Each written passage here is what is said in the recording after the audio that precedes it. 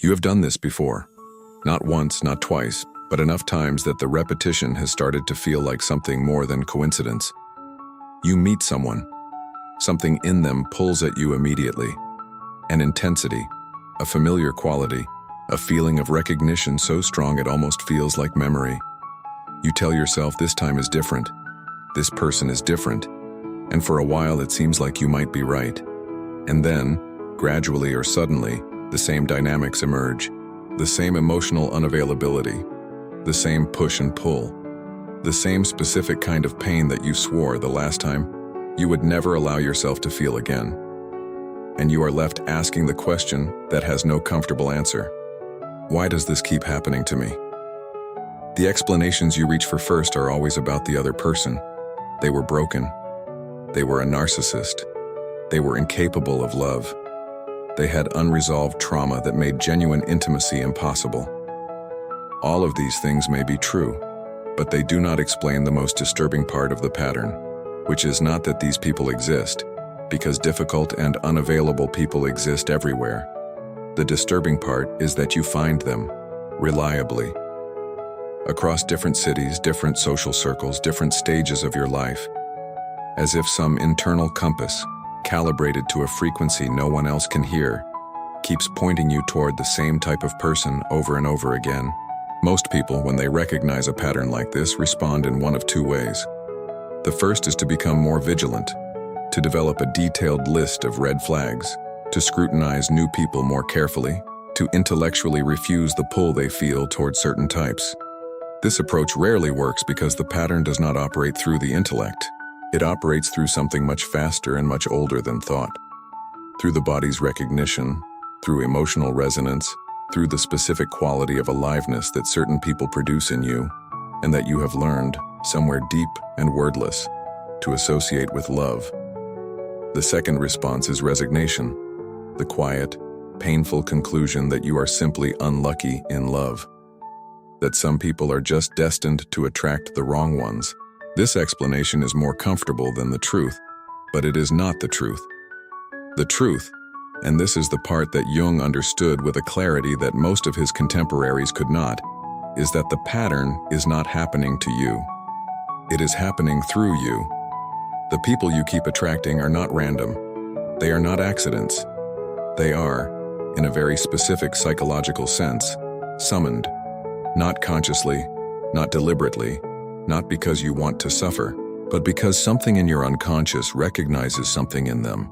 Something familiar. Something that matches a template laid down so early and so deeply that you experience its pull as chemistry rather than as psychology. And until you understand what that template is and where it came from, no amount of vigilance will break the pattern. This video is not about blaming yourself for the people you have chosen. It is not about adding another layer of self-criticism to a wound that is already painful enough. It is about giving you the one thing that can actually change the pattern: understanding. Jung spent his life mapping the unconscious mechanisms that drive human behavior, and his insights into why we attract the people we attract are among the most practically useful things he ever wrote. What follows is an honest account of those insights, and what they actually require of you if the pattern is ever going to change. The popular understanding of attraction is almost entirely wrong. We tend to think of attraction as a response to someone's qualities, their appearance, their intelligence, their humor, their warmth. And qualities do matter at the surface level. But the kind of attraction that produces recurring patterns, the kind that hits you like recognition, that produces an intensity disproportionate to how well you actually know someone, that persists long after their behavior has given you every reason to walk away. That kind of attraction is not a response to who the other person is. It is a response to who they remind you of. And what they remind you of is not someone you consciously remember. It is a template held in the unconscious, assembled from your earliest experiences of love, safety, need, and disappointment. Jung described the psyche as containing, alongside the conscious self, a vast unconscious dimension populated by complexes, emotionally charged clusters of experience organized around a core wound or theme. A complex forms when an emotionally significant experience, usually from early life, leaves an unprocessed residue in the psyche, That residue does not disappear with time. It organizes itself into a kind of internal pattern, a template that the unconscious uses to filter and interpret subsequent experience. When you meet someone who activates that template, whose emotional signature matches the complex, you experience it not as recognition of a pattern, but as the feeling of finally meeting someone who truly sees you, who truly moves you, who feels like home. This is the central tragedy of unconscious attraction. Home feels like home not because it is safe, but because it is familiar. And what is familiar is what was present in your earliest experiences of love, including all the pain, the uncertainty, the conditional availability, the specific ways in which the love you received was incomplete or inconsistent. The nervous system does not distinguish between familiar and good and familiar and painful. It simply recognizes the familiar and produces the neurochemical signature that we interpret as connection. This is why the person who grew up with an emotionally unavailable parent will so reliably find emotionally unavailable partners compelling. Not because they want to be hurt, but because emotional unavailability is part of the template their nervous system associates with love. Jung added another layer to this understanding through his concept of the shadow. The shadow, as discussed in previous videos, is the repository of everything we have rejected about ourselves.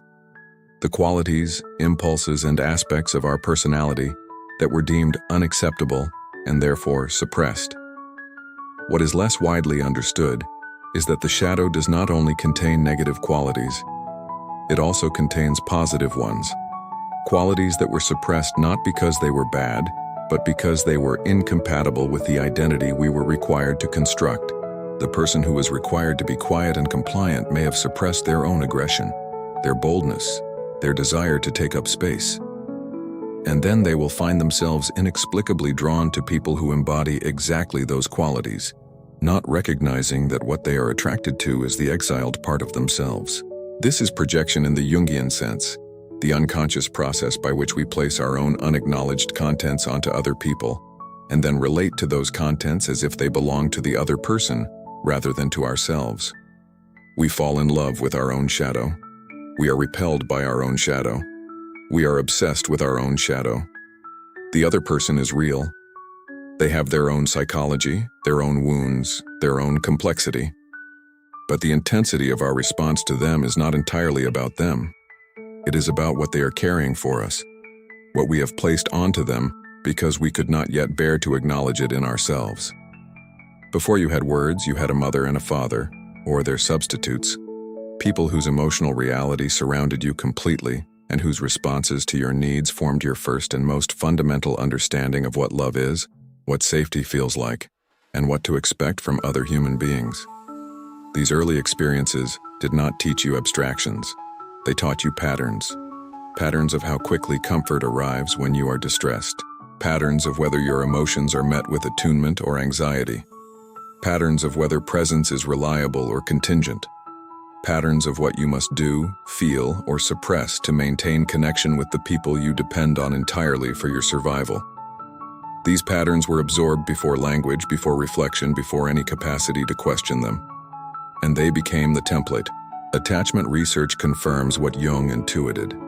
The relational patterns established in early childhood create internal working models, unconscious expectations about how relationships function, what partners are like, and what you must do to sustain connection. These models are not stored as memories you can access and examine. They are stored as body knowledge, as automatic responses, as the felt sense of what is normal, as the specific emotional signature that the nervous system has learned to associate with intimacy. Picture this. You meet someone at a party. They are charming but slightly elusive, available one moment, distracted the next. Something in your body registers this before your mind has formed a single thought. Your attention sharpens. You become more interested, not less. You find yourself wanting to earn the full version of their attention. That response, immediate, somatic, preceding any rational evaluation, is the template speaking. Not you, the template. The specific content of the template varies from person to person, but certain patterns recur with enough consistency to be recognizable. The person whose early love was conditional given or withheld based on performance, compliance, or emotional suppression, will tend to feel most alive with partners whose affection must be earned. The constancy and ease of being genuinely loved may feel to this person not like love at all, but like indifference, because the template equates love with effort, with uncertainty, with the specific tension of never quite knowing if you are enough. The person whose early caregiver was intermittently present, available sometimes, withdrawn at others, will tend to find the push-pull dynamic of an ambivalent partner intoxicating in a way that stable, consistent love cannot replicate. What makes the template so resistant to conscious intervention is that it does not present itself as a template. It presents itself as preference, as chemistry, as the inexplicable sense that some people are interesting and others are not. You do not experience yourself as reenacting a childhood pattern. You experience yourself as being drawn to certain qualities, certain energies, certain kinds of minds. The language of chemistry is the language the unconscious uses to describe its own compulsions, and compulsions, by definition, do not respond to rational instruction. You cannot tell yourself to be attracted to different people any more than you can tell yourself to feel differently about a piece of music that moves you. The attraction is not a decision. It is an automatic response to a pattern match that the unconscious performs without consulting you. This is why the typical advice about relationships, make better choices, look for these qualities, avoid those red flags, is so often ineffective for people caught in deep relational patterns. The choice is not made at the level where advice can reach. It is made in the fraction of a second when the nervous system scans another person and determines familiar. And familiar to the unconscious means possible, means worth pursuing, means this is how love feels. Until the template itself is examined and understood and gradually revised through the kind of conscious engagement with the unconscious that Jung called the inner work, the choice will continue to be made by the pattern rather than by the person. Jung went further than attachment theory in explaining why we attract who we attract. Beyond the personal template formed by early experience, he identified a deeper layer of the unconscious that exerts its own influence on whom we find compelling. The archetypal contrasexual figures he called the Anima and the Animus. The Anima is the feminine psychological dimension present in the male psyche, not the cultural stereotype of femininity, but the deeper principle of relatedness, feeling, receptivity, and inner life.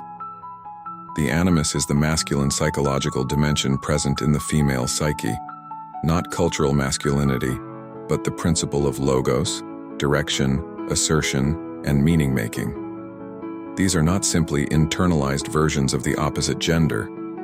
They are autonomous psychological structures that develop their own character based on the individual's experience.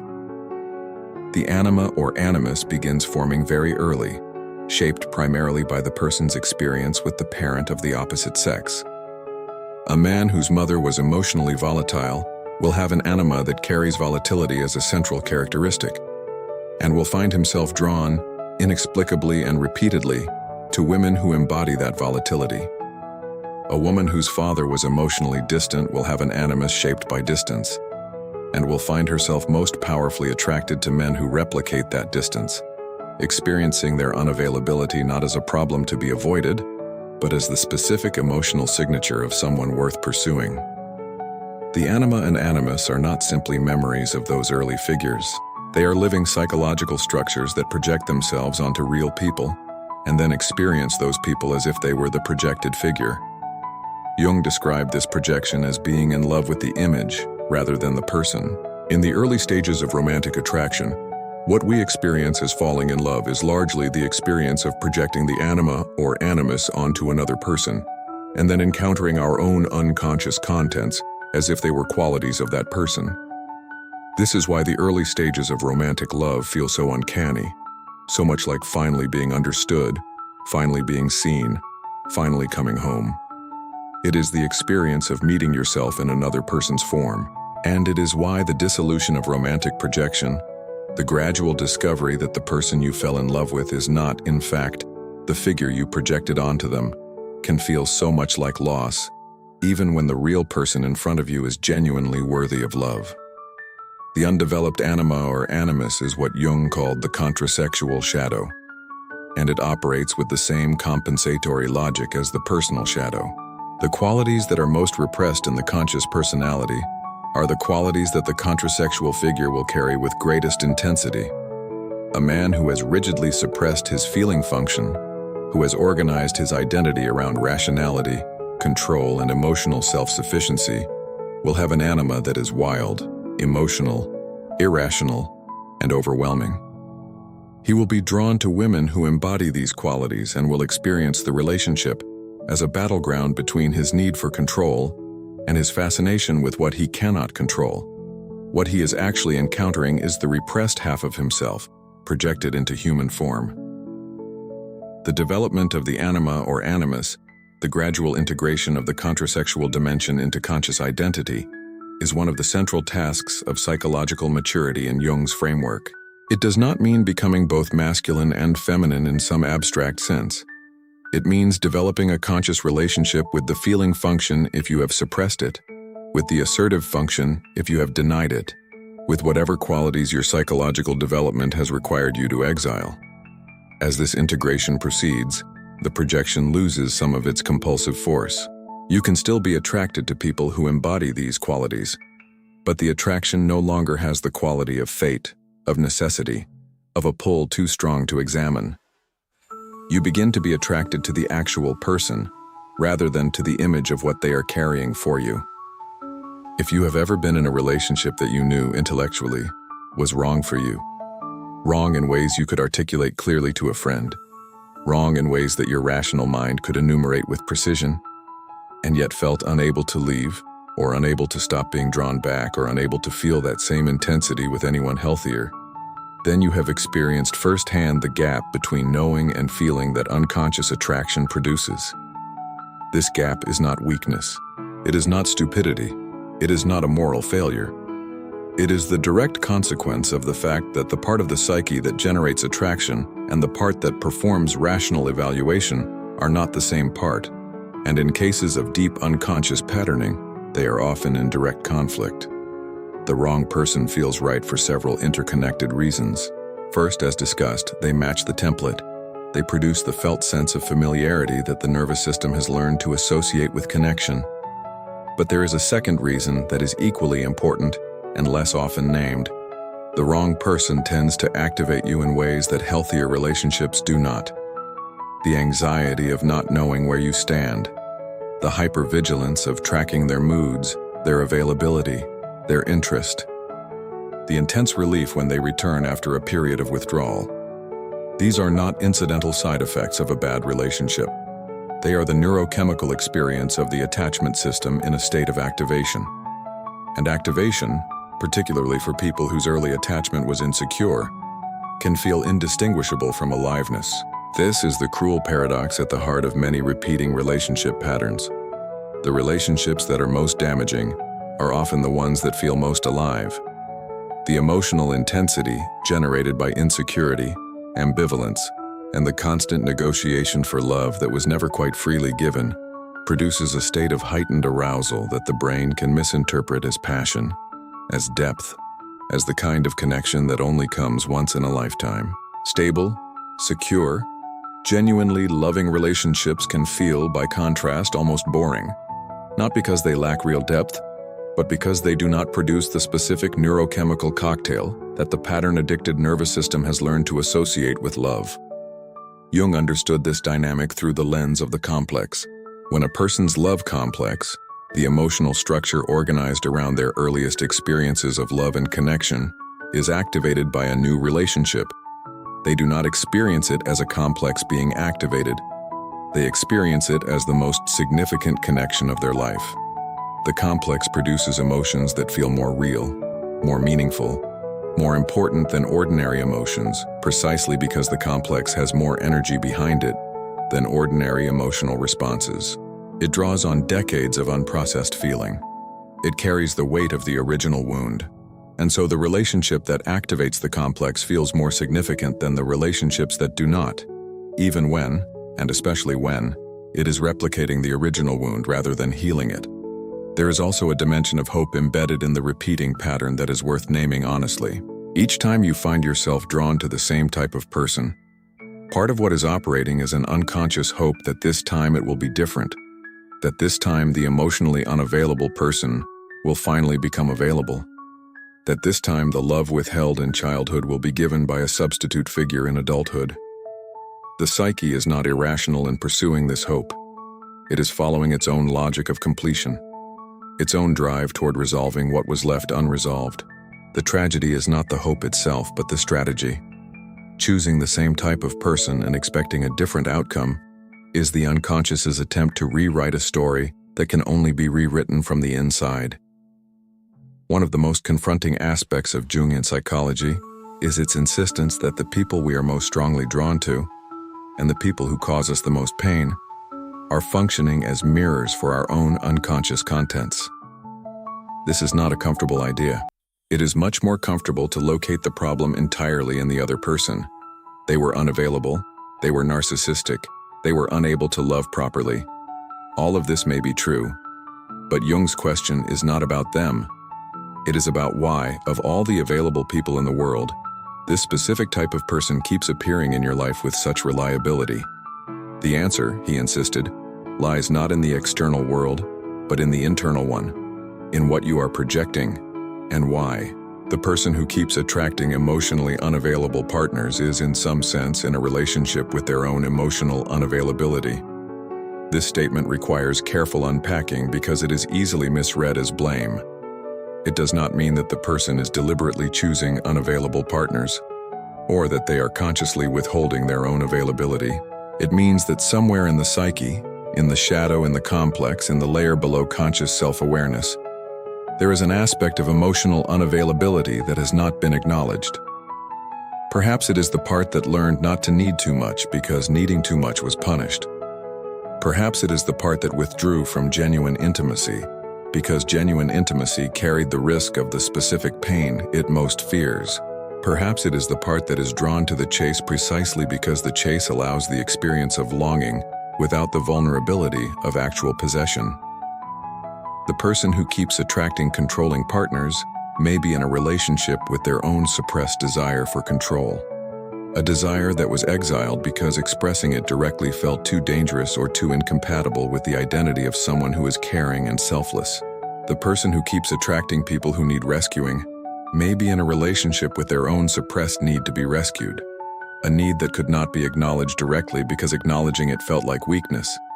So it was transformed into the compulsion to rescue others. These are not simple one-to-one correspondences. The psyche is more complex than any formula, but the principle holds. The patterns in our external relationships are mappings of something in our internal world. This mirror function of relationships is, paradoxically, one of the most valuable things about them. Every person who triggers you, every dynamic that repeats, every inexplicable attraction is offering you information about your own unconscious. Information that is genuinely difficult to access any other way.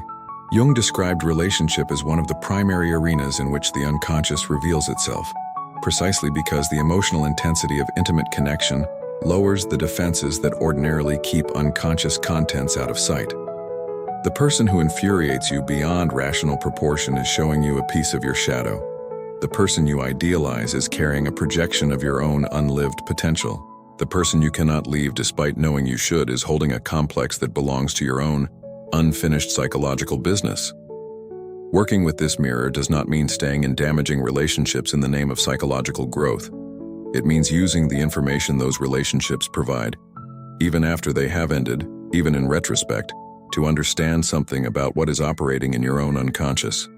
The real question is not, what is wrong with this person? The real question is, what is this pattern showing me about myself? What quality in them am I projecting from my own unacknowledged interior? Those questions are uncomfortable, but they are the only ones that actually lead somewhere, toward the kind of self-knowledge that gradually changes not just the relationships you choose, but the person who is doing the choosing. Every repeating relationship pattern has a wound at its center, not always a dramatic wound, not always something that would be recognized by the outside world as trauma. Sometimes it is something as seemingly ordinary as a parent who was consistently preoccupied, who was physically present but emotionally elsewhere, who loved in ways that were genuine but somehow never quite landing. Sometimes it is the specific quality of a love that was conditional in ways no one ever stated explicitly, that was available when you were performing well, achieving, being easy, being pleasant, and that withdrew, not dramatically but perceptibly, when you were struggling, angry, needy, or simply yourself in a way that was inconvenient. These quiet, chronic experiences shape the attachment system as profoundly as more overt forms of neglect or abandonment. The wound does not remember itself as a wound. By the time you are an adult, it has been integrated so thoroughly into your sense of normal that it is indistinguishable from reality. You do not think, "I am someone whose attachment needs were inconsistently met, and who therefore developed an anxious attachment style that causes me to experience ambivalent partners as more attractive than secure ones."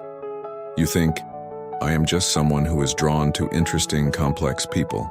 The wound has translated itself into preference. The adaptation has become identity, and identity, unlike a wound, does not suggest that anything needs to change. Jung's contribution to understanding relational wounds was the concept of the complex, specifically the love complex, the cluster of emotionally charged experiences, expectations, and adaptive strategies that formed around your earliest experiences of intimacy. The love complex is not just a set of beliefs about relationships. It is an autonomous psychological structure with its own logic, its own emotional charge, and its own agenda. When it is activated by a new person, it does not think, it responds. It produces the felt sense of recognition, the intensity of attraction, the specific emotional weather of the early relationship, and because it is autonomous, because it operates independently of the conscious ego, it cannot be deactivated by deciding to respond differently. The healing of the wound does not happen through better decision-making. It happens through what Jung called making the unconscious conscious. The slow, often painful process of bringing the wound and its associated complex into the light of awareness. This means, concretely, learning to recognize when the complex has been activated, when the intensity of your emotional response to a situation is disproportionate to the present moment reality, which is always a sign that something older is operating. It means developing the capacity to sit with the activation without immediately acting on it, to feel the pull toward the familiar pattern without automatically following it. And it means, eventually, doing the grief work that the wound requires, acknowledging what was missing, feeling the loss of it without requiring a current relationship to compensate for it.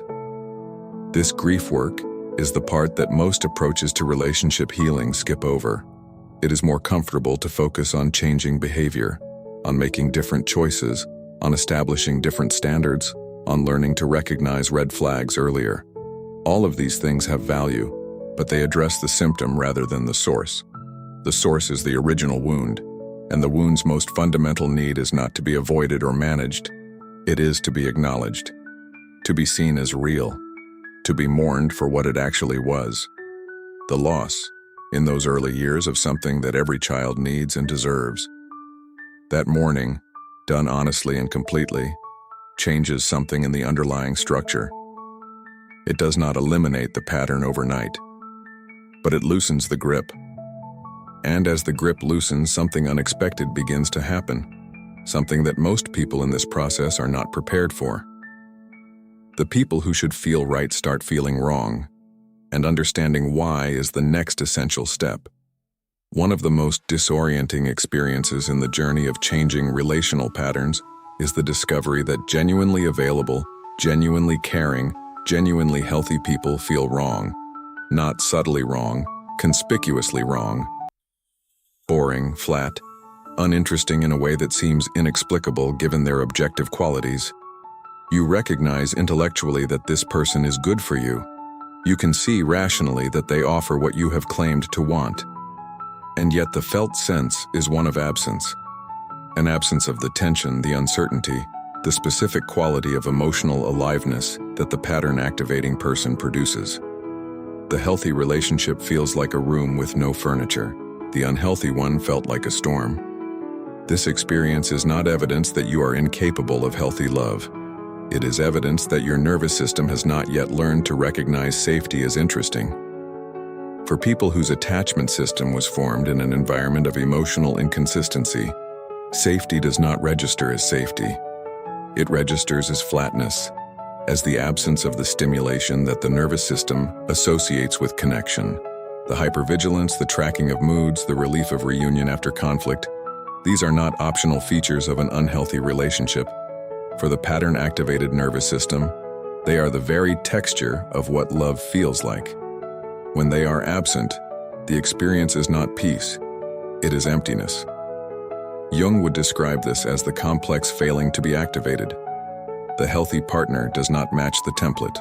They do not produce the specific emotional signature that the complex recognizes as love. And so the complex remains quiet, and in the absence of the complex's activation, there is no intensity, no urgency, no feeling of stakes.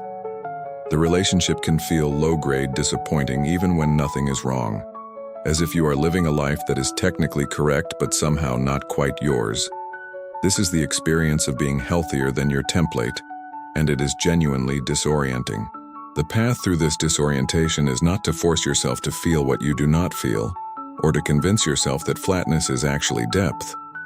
It is to recognize that what you are interpreting as lack of chemistry is partly the absence of activation, and that the absence of activation is not the same as the absence of connection. Real connection, connection that is not organized around the tension of the pattern, is quieter than what the pattern produces.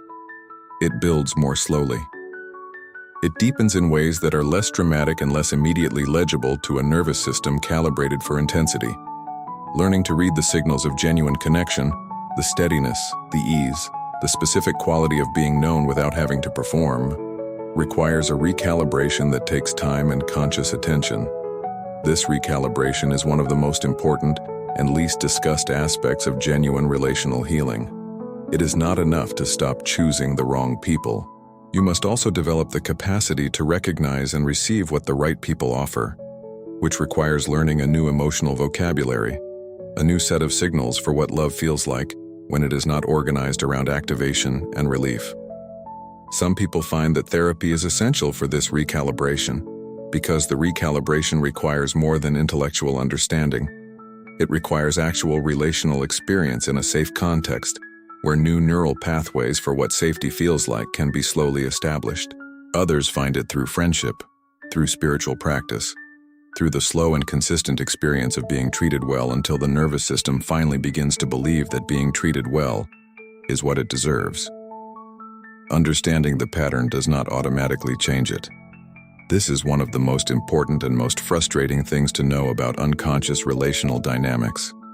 You can read every book on attachment theory and Jungian psychology. You can be able to articulate, with impressive precision, exactly why you keep attracting the same type of person, and exactly what developmental wound is driving the pattern. And you can still find yourself, 6 months later, in another relationship with the same person wearing a different face. Understanding is necessary but not sufficient. What is required, in addition to understanding, is a different kind of engagement with the unconscious, one that works at the level where the pattern actually lives. The first element of genuine pattern change is what might be called pattern recognition in real time. This is different from recognizing the pattern in retrospect, which most people can do after enough therapy or reflection.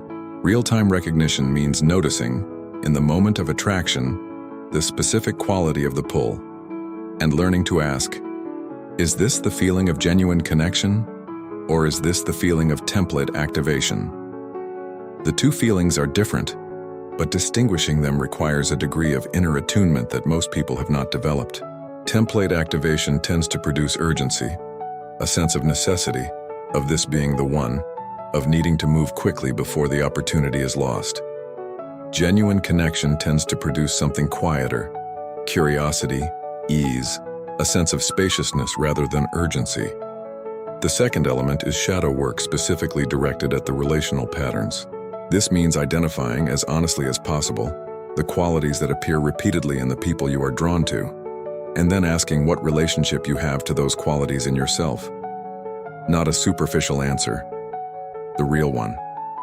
The quality that keeps showing up in your partners is almost always a quality that is present in you in some form, suppressed, projected, disowned, or expressed in ways you have not yet recognized.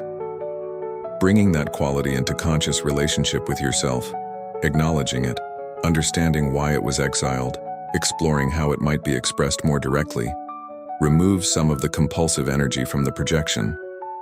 The third element is grief work, and this cannot be bypassed, though it is the most consistently avoided part of the process.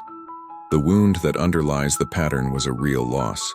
Something that a child needed was not provided in the way it needed to be provided. That loss needs to be mourned, not intellectually understood, but felt in the body with the fullness of what it actually meant. This grief is often resisted because it feels bottomless, because feeling it fully seems like it might be overwhelming. But grief that is allowed to move through tends to complete itself. Grief that is avoided calcifies into compulsion. The mourning of the original loss is what gradually releases the unconscious from its project of trying to find compensation for it in adult relationships. The fourth and perhaps most essential element is patience with a timeline that cannot be rushed. Relational patterns that were formed in the first years of life, reinforced through decades of experience, and encoded in the nervous system at a somatic level, do not change quickly. They change through repetition of new experience, through the accumulation of evidence slowly and over time, that a different kind of relating is possible. This evidence cannot be provided by intellectual conviction alone. It must be lived, and the living of it is often uncomfortable, often 2 steps forward and 1 step back, often accompanied by the specific grief of watching yourself repeat the pattern even when you know better. The knowledge of why you do what you do is not the same as the capacity to do otherwise, but it is the beginning of that capacity. And beginnings, however small, are where genuine change always starts. There is a kind of love that becomes possible on the other side of this work, a kind that is fundamentally different from the love that emerges from pattern and projection.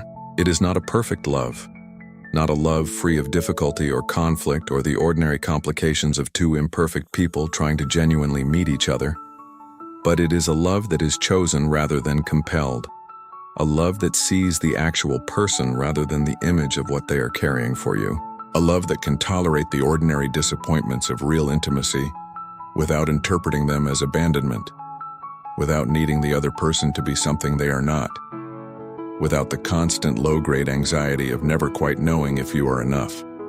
This is what Jung meant when he described the goal of psychological development in relationships. Not the elimination of attraction or complexity, but the development of the capacity to love from the self rather than from the wound. Loving from the self means bringing your actual psychological development into the relationship rather than your unresolved needs. It means being able to experience the other person's separateness, their independent existence, their different needs and rhythms and interior life, without experiencing it as threat. Most of the suffering in relationships organized around the wound comes from the inability to tolerate separateness. The other person's autonomy is experienced as rejection, their different mood as withdrawal, their ordinary human limitations as evidence of the specific inadequacy that the wound has always feared. The self, which has a more stable and less conditional relationship with its own worth, does not need the other person to fill a hole. It can be with them without requiring them to compensate for what was lost. This does not mean becoming emotionally self-sufficient in the cold sense, becoming someone who does not need others, who does not feel the vulnerability of genuine attachment. The self is not defended against need. It has a relationship with its own needs that is honest and direct. It can acknowledge what it needs without the shame that causes the wound to hide need behind performance, control, or compulsive self-sufficiency. And because it can acknowledge its own needs honestly, it can also receive what others offer without the distortion of the projection, without interpreting genuine love through the template of what love has historically felt like. Jung believed that the development of the capacity for genuine love was one of the clearest markers of psychological maturity, not because love becomes easier or less vulnerable, but because it becomes more real, more in contact with the actual person, less organized around what the unconscious needs the other person to be, and more genuinely interested in who they actually are. This interest, this curiosity about the specific irreducible reality of another human being, is something that compulsive attraction rarely produces. because compulsive attraction is fundamentally self-referential. It is interested in the other person primarily as a reflection of its own contents. Real love, in the Jungian sense, is interested in the other person as an other, as a mystery that is genuinely separate from your own. If you have recognized your own pattern in this video, if something in what has been described here has the quality of being seen rather than merely explained, then you are already doing something important. The recognition itself is not nothing. It is the first movement of consciousness toward what was previously unconscious. And consciousness, once introduced to a pattern, changes the pattern's relationship to itself. Not immediately, not completely, but genuinely. You are not condemned to repeat what you have not yet finished understanding. And understanding pursued with the honesty and patience that genuine inner work requires is always, eventually, the beginning of something different.